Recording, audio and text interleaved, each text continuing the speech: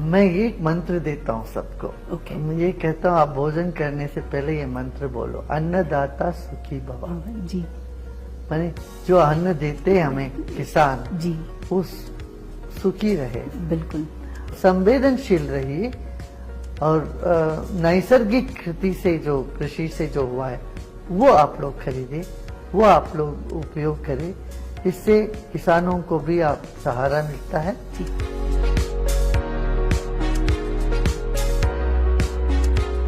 इतने साल की आपने जो एग्रीकल्चर किया है उसमें आपके हिसाब से सबसे ज्यादा इम्पैक्टफुल आपकी सक्सेस स्टोरी कौन सी है? गिन नहीं सकता हूँ। एक अगर शेयर करनी हो। एक तो गिन नहीं सकते कि एक तो हमारा तेलंगाना में जी जहाँ पर पानी की इतनी दिक्कत है, जी उस जगह पे मिर्ची का वो करके ओके। एक किसान ने पहले तो 10-20 हजार कमाते थे, अभी 4 लाख रुपया कमा रहे हैं। अरे वाह। ओके। ऐसे महाराष्ट्र में जी अनार का खेत है, अलग अलग बहुत सारे हैं ऐसे। ओके।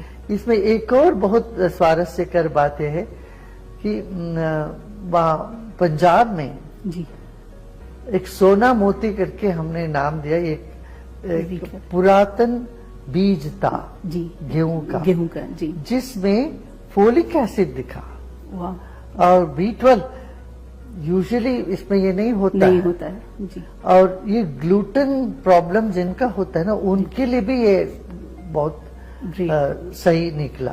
ओके। तो ये जो बीज थी ये किसी एक परिवार के साथ एक आश्रम में छोटे से उसमें रखे हुए थे, उन लोगों ने बचा के रखे। ये माउंटेन टू वगैरह बड़े बड़े जो कंपनी आती है वो क्या करते हैं, देसी बीज सब खरीद लेते हैं और उसको जला देते हैं, वो उनका बीज लेना पड़ता है। करेक्ट। ये कुछ लोग जो आश्रम के लोग, पंजाब के एक छोटा सा आश्रम गांव में, वो लोग उसको बचा के रखते थे, हमने उससे लेकर के इसको बढ़ा दिया। वंडरफुल। अब वो जो है सोना मोती इतना सेहत के लिए इतना अच्छा निकला है जी। ऐसे यहाँ देखिए कर्नाटक में कोई 1200 से अधिक तरह के गेहूं चावल है जी। यहाँ कर्नाटक में 1200 से अधिक वैरायटी का चावल है, बिल्कुल है, धान है जी। इस तरह से बीज कोष का भी हमने किया यहाँ पर। ओके। जो रेयर बीज है उस सबको बचा के रखना है और उसका प्रोपगेट करना। ओके। फिर कोई 600 एंडेंजर्ड बहुत पुरातन हर्ब्स जो है जड़ी बूटियां, ओके। उसका भी संरक्षण का एक यहाँ पर जिम्मे लिया। इसमें 27 तो ऐसा है जिसको यूनाइटेड नेशन ने डिक्लेयर कर दिया है कि ये एक्सटिंक्ट हुए। वो हमने यहाँ पर उसको प्रोटेक्ट करके रखा है। वंडरफुल। तो ये बहुत आवश्यक है, बीज की संरक्षा जी बिल्कुल ये करना चाहिए। और सक्सेस की स्टोरी तो अनगिनत है। हिंदुस्तान के हर सिटीजन को, या सिर्फ हिंदुस्तान ही क्यों, पूरे वर्ल्ड में हर सिटीजन को जो फार्मिंग नहीं कर रहा है, हम लोग जैसे जो खेती नहीं करते हैं, उनको क्या संदेश देना चाहेंगे कि वो लोग किस तरह से कंट्रीब्यूट कर सकते हैं नेचुरल फार्मिंग के लिए? मैं एक मंत्र देता हूँ सबको। ओके। मैं ये कहता हूँ आप भोजन करने से पहले ये मंत्र बोलो, अन्नदाता सुखी भव। जी। माने जो अन्न देते हैं हमें किसान, जी, उस सुखी रहे। बिल्कुल। और ऐसे ही अन्न बना के परोसती है महिला, जी, घर की गृहिणी, वो सुखी रहे। जी।